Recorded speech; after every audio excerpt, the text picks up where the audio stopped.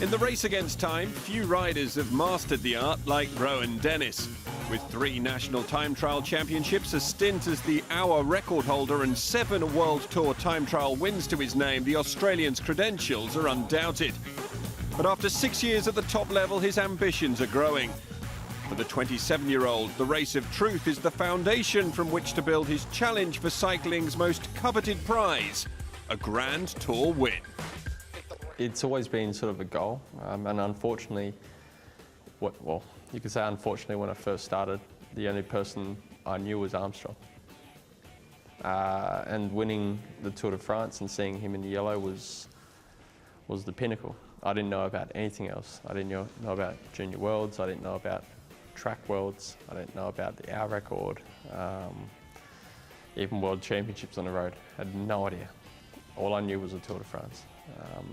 And always, as soon as I saw that, was I want to try win a Grand Tour.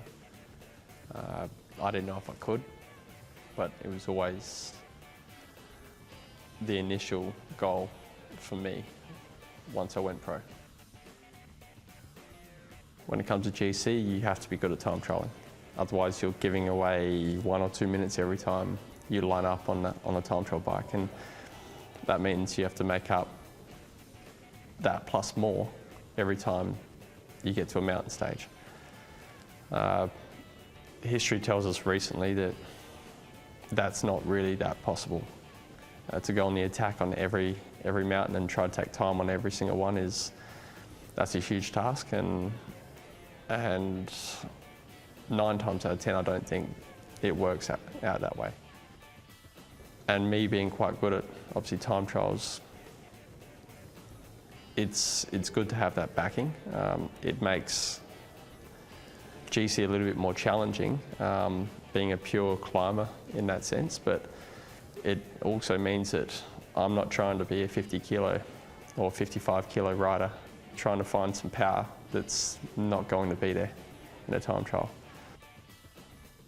It's hard to be light and not a good time trial and a climber and put on weight. I think that's more challenging than me trying to lose weight and keep my power. This is now year 2 of a 4-year plan to prove himself as a Grand Tour challenger.